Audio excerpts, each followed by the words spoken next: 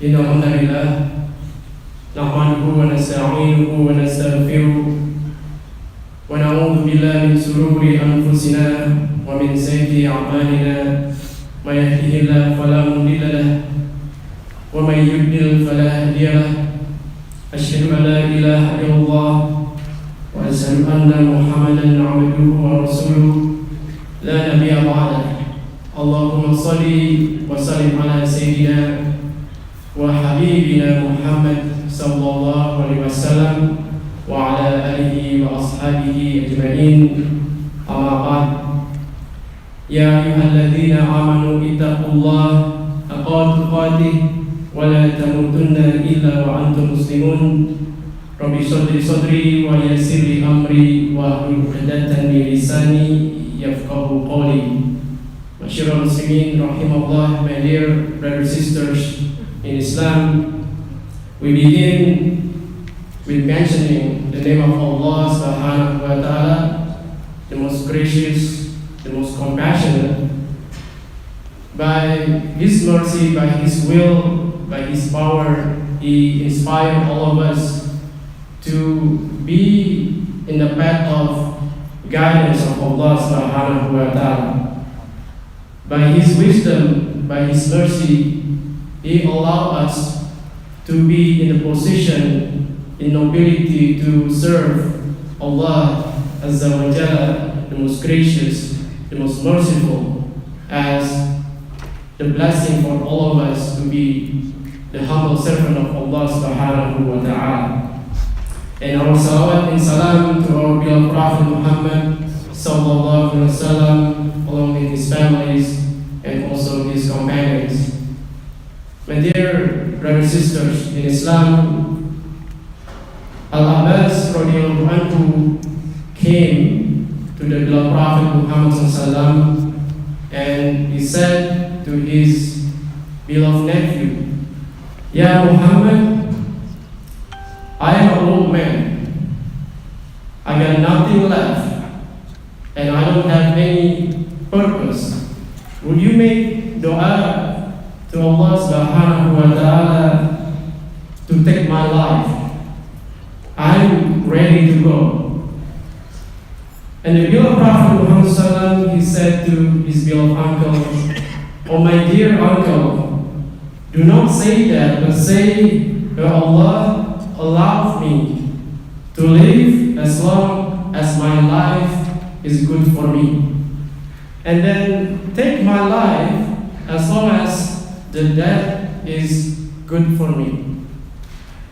If the life is better, then let me live.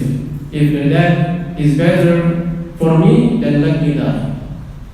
In another narration, the beloved Prophet Muhammad SAW narrates, "None of you should hope for the death because of the calamity has fallen upon you.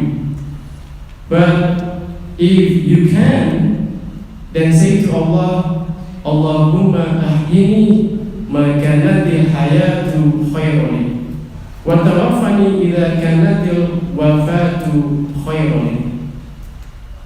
The dua from the beloved Prophet Muhammad SAW, "Ya Allah, let me live as long as the life is better for me, and take my life if the death is better for me."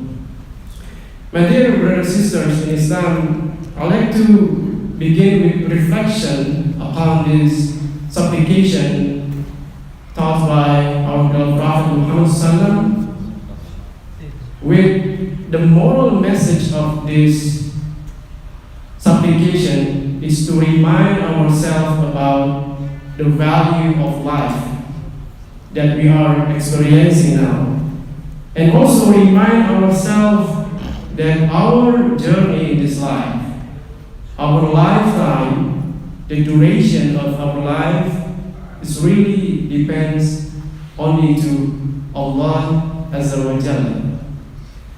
And it is also remind ourselves about Allah subhanahu wa ta'ala has given us a life as opportunity for us to serve Allah subhanahu wa ta'ala. Allah subhanahu wa ta'ala said in another ayat in the Quran, "Alladhi khalaqal mauta wal hayata liyabluwakum ayyukum ahsanu amala." Allah is the one who created death and life in order to test you, which one among you will perform the best deed. And our life as opportunity, it also comes with the test. Our state of difficulty, our state of happiness, both of them are the test from Allah subhanahu wa ta'ala. And if we think further about the life itself, the life has its own complexity, and human characteristic also has added another complexity. Problems that we have to resolve every day, the conflicts that we have to deal every day, even the emotion, the pain and disappointment, and somehow feeling betrayal are some of the things that we have to deal day to day in our daily life. And to some point, it will make ourselves to become burning out. Mentally, spiritually, physically, we are burning out. And at some point, we said, I'm done with it. I don't want to deal with that kind of thing anymore. And life itself is also full of suffering. The pain, misfortune, affliction happen in our daily life. So, to some people in the society, it is unfortunate they have to respond with this kind of complexity by end their own life. And this is the topic that I'd like to talk about today, as today, in the month of September, it is the month of National Prevention of Suicide. It's kind of like the phenomena that we see frequently happen day by day. We heard that more frequently, and this is a concern to all of us. And to some point, if this becomes the norm, it will be the tragedy of humanity. And for those who are unfortunate to deal with this kind of thing, the complexity of life is just like the tsunami chasing them. They cannot escape from it. It's so big. It's not the wave of the ocean, but it's tsunami that chase them. They are swallowed by the tsunami. And this is the tragedy of the humanity. But I'd like today also to give you perspective how Islam sees this, and especially in the Quran, Allah Subhanahu wa Ta'ala said in the Quran, فَلَعَلَّكَ بَاخِعٌ نَفْسَكَ عَلَى آثَارِهِمْ إِن لَّمْ يُؤْمِنُوا بِهَذَا الْحَدِيثِ أَسَفًا. So this is the ayat from chapter the cave, Al-Kahf. When Allah Subhanahu wa Ta'ala consoled His beloved Prophet Muhammad sallallahu فَلَعَلَّكَ بَاخِعٌ نَفْسَكَ عَلَى آثَارِهِمْ إِن لَّمْ يُؤْمِنُوا بِهَذَا الْحَدِيثِ أَسَفًا. And perhaps you, Prophet, maybe you will kill yourself upon the grief that you have to deal with the people of disbelief who choose the path of disobedience. إِلَّمْ يُؤْمِنُوا بِهَذَا الْحَدِيثِ أَسَفًا. If they did not believe, hear your message. So in this ayat, Allah Subhanahu wa Ta'ala described the state of emotion of the beloved Prophet Muhammad sallallahu when he had to deal with the stubbornness of his people at the time. They didn't want to listen. They didn't want to accept, believe with the message from the beloved Prophet Muhammad sallallahu. And what his grief that is so big is not about the persecution, but it is about why those people choose the path of the people before they were punished by Allah Subhanahu wa Ta'ala. Why they did that? Why they did not learn? So this stubbornness creates a lot of frustration and the downside of the mentality, and as the Quran described as it is, that you will kill yourself upon this kind of grief, upon this kind of challenge.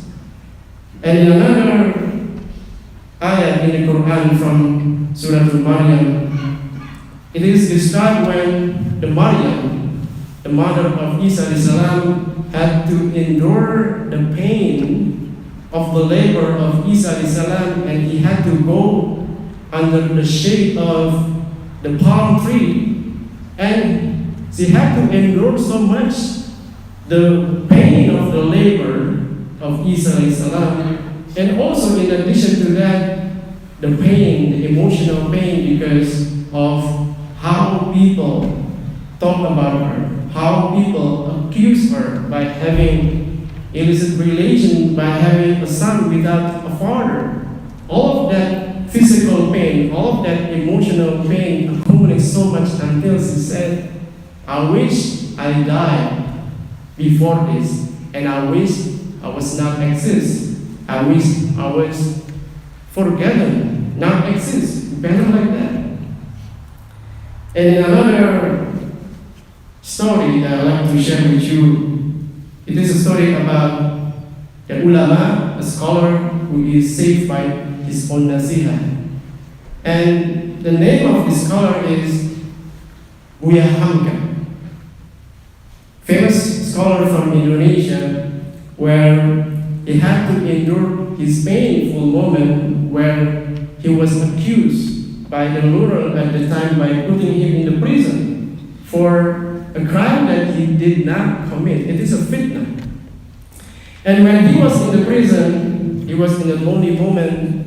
He was in the state of grief and emotion. Why? I have to be put with this kind of condition, just alone for something that I did not commit.